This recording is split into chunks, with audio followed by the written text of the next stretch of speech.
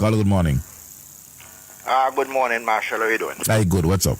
I hear you on the issue there with education and NDP and the things that they are talking about. But I'm going to read a little passage here from a document for you. It's dated the 9th of December, 1998. And this is a presentation made by the Honorable Monty as the Minister of Housing, Youth, Sports and Local Government during their budget debate in the Parliament. Okay. And it speaks specifically about that what you were just talking about there. And he says, and I quote, Mr. Speaker, I am pleased that Cabinet and the Finance Minister saw the need to give us 20% increase on the sum these needy people are receiving. Some might want to say that is a meager figure from $50 to $60. But for those of us who are rich, it is a meager figure. But I can say this to you, that the people out there who are needy see that $10 as a lot of money. And it will go a long way to help them to ease some of their burdens and some of their problems. Now, he goes on to say... Hold on, Lance. Hold on. 1 second. Before you cut, I want to make sure I'm getting this right. This was in 1998. Been in government for 14 years. 1998, right? 1998. Right. And this so you coming in 1984. You met it at $50. And in 1998, after 14 years, what date? 1998? 9th of December. 1998. Now remember the lands. Remember now, they just lost the popular vote in the election, eh? So I guess it's scrambling for things to do. Yes. So let me try on $10. Let me try on $10 pan the poor relief because they're ready to vote you out. Okay. In the same document, he goes on to say, we also have some increase, Mr. Speaker, in the allocation for material and supplies. An increase of $100,000. And again, Mr. Speaker, for those people who are needy and are seeking assistance to either repair, extend, or to build a house. We will be able to reach out to a few more people in that category. Now, all of that ain't even all so bad. In the presentation now, budget presentation, 14-year-old government, representative of a constituency, and this is about education now. You see, I go along with the Honorable MP for Central Leeward, that is Louis Schraker, when he made the call for the compulsory education in this country. And the minister goes on to say, if you go through this country on any one school day, you really could count thousands of children for no valid reason that are not in school. This is the minister talking, after 14 years. He goes on to say, and you want to know when those kids grow up like that, what contribution they could make to our society, what future they have. He says, and I quote, I know the costs involved, and I know that the Minister of Education, from the way he is moving, I believe he has that in mind. And I don't think it can be very long down the road when we must go down that course.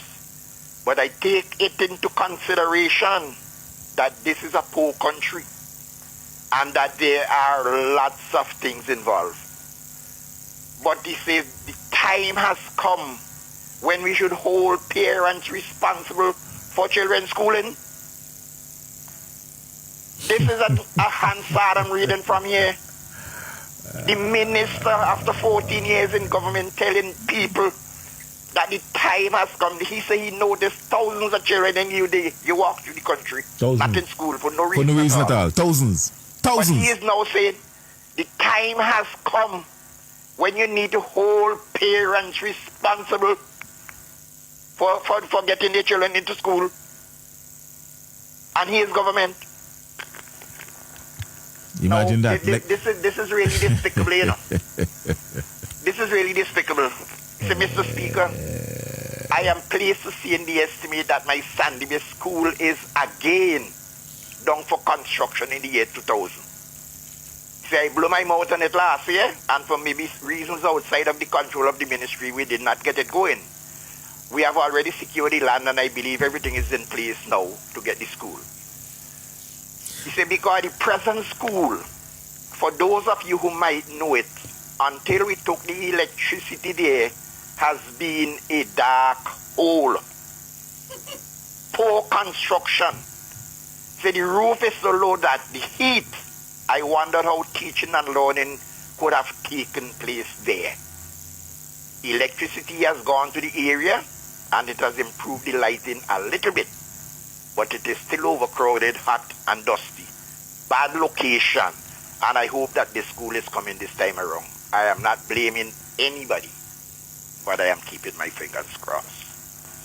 This is the NDP government who been in power for 14 years, going to budget and parliament every year to present for the people. And this is the condition they left this country in 1998. 1998, in December of 1998. This is the condition we were living under when the NDP was managing and governing this country.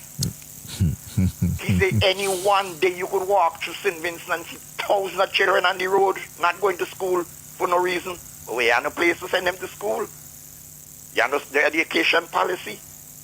Nothing at all. And that same man in this 2020 here was making an attempt to go back to get people to try and vote for him. I can't understand this at all. And people about the NDP talk about the government now, the ULP government ain't do nothing for St. Vincent. I know, right?